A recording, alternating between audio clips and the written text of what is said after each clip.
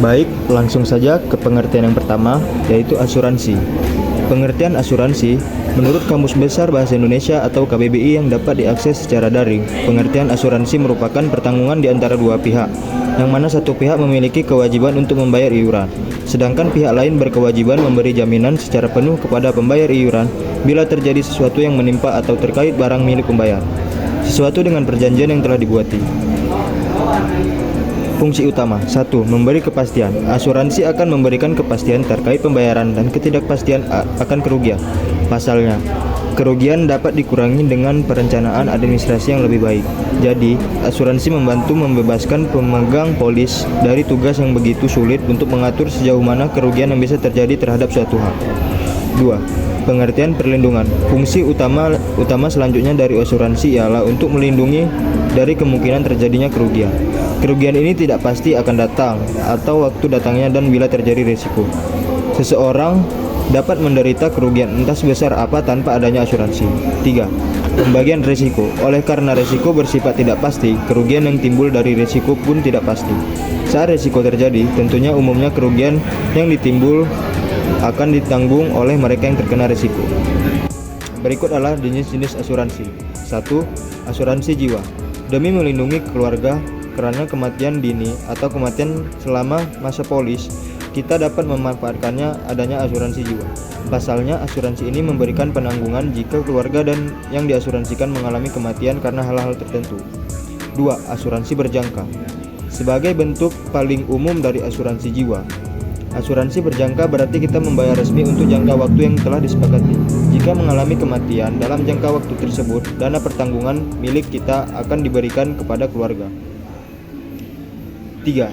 Asuransi seumur hidup. Berbeda dengan pengertian asuransi berjangka, asuransi seumur hidup ialah memberikan pertanggungan seumur hidup dan umumnya hingga mencapai usia 99 tahun. Asuransi ini memang dirancang untuk memproteksi pemegang polisnya seumur hidup, selama ia menjaga polisnya tetap aktif dan konsisten membayar premi. Baik, kita masuk ke materi kedua, yaitu penggadaian. Yang pertama, pengertian penggadaian. Penggadaian adalah pemberian pinjaman dengan jaminan barang bergerak baik secara konvensional maupun syariah. Sedangkan bisnis pendukung penggadaian adalah meliputi pembiayaan usaha mikro, cicilan dan tabungan emas, cicilan kendaraan bermotor, pembiayaan haji dan wisata syariah.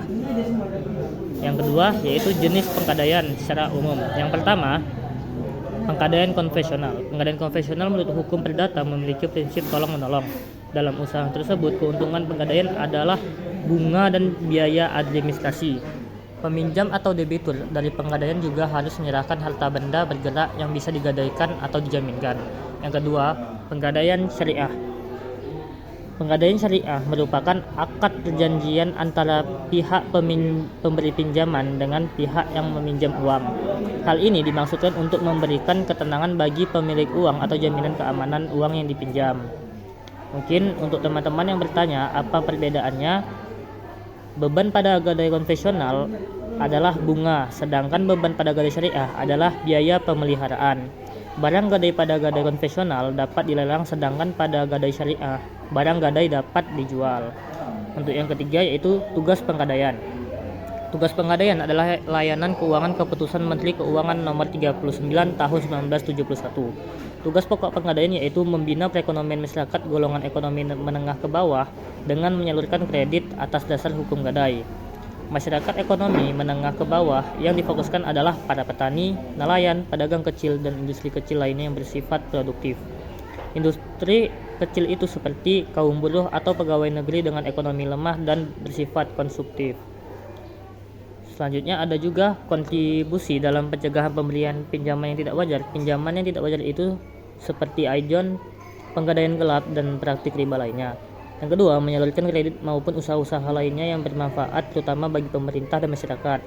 Yang ketiga, membina pola pengkreditan agar terorganisir dan bermanfaat. Bila perlu, penggadaian memperluas daerah operasinya. Materi ketiga, pengertian pasar modal. Mengutip dari buku besar Modal dan Manajemen Portofolio, pasar modal adalah tempat atau sarana bertemunya antara permintaan dan penawaran atas instrumen keuangan jangka panjang, umumnya lebih dari 1 tahun. Jenis pasar modal. Yang pertama, pasar perdana. Pasar perdana adalah tempat atau sarana bagi perusahaan yang untuk pertama kali menawarkan saham atau obligasi ke masyarakat umum. Yang kedua, pasar kedua atau pasar sekunder. Pasar kedua atau pasar sekunder adalah tempat atau sarana transaksi jual beli efek antar investor dan harga dibentuk oleh investor melalui perantara efek. Fungsi pasar modal. Yang pertama, fungsi ekonomi. Fungsi ekonomi karena pasar menyediakan fasilitas atau wahana yang pertemukan dua kepentingan, yaitu pihak yang memiliki kelebihan dana, investor, dan pihak yang memerlukan dana atau issuer. Fungsi keuangan. Fungsi keuangan karena pasar modal memberikan kemungkinan dan kesempatan memperoleh imbalan atau return bagi pemilik dana sesuai dengan karakteristik investasi yang dipilih.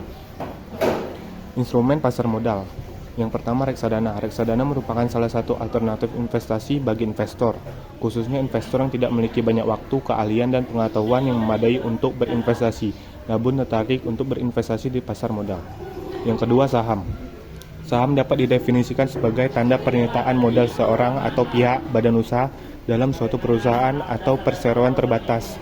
Yang ketiga, obligasi. Obligasi adalah surat berharga atau sertifikat yang berisi kontrak antara pemberi pinjaman dengan penerima pinjaman. Materi keempat, reksadana. Pengertian reksadana. Reksadana ialah wadah untuk menghimpun dana masyarakat yang dikelola oleh manajer investasi dan diinvestasikan ke dalam surat berharga. Reksadana terdaftar dan diawasi oleh otoritas jasa keuangan. Berikut adalah fungsi dan manfaat reksadana. Fungsi reksadana untuk menghimpun dana dari masyarakat yang ingin berinvestasi, namun memiliki waktu dan pengetahuan yang terbatas. Dana yang terkumpul kemudian diinvestasikan ke dalam surat berharga oleh badan hukum yang disebut manajer investasi. Berikut adalah manfaat reksadana. 1. Proses pembelian mudah dan simpel. Likuiditas tinggi dan terjamin.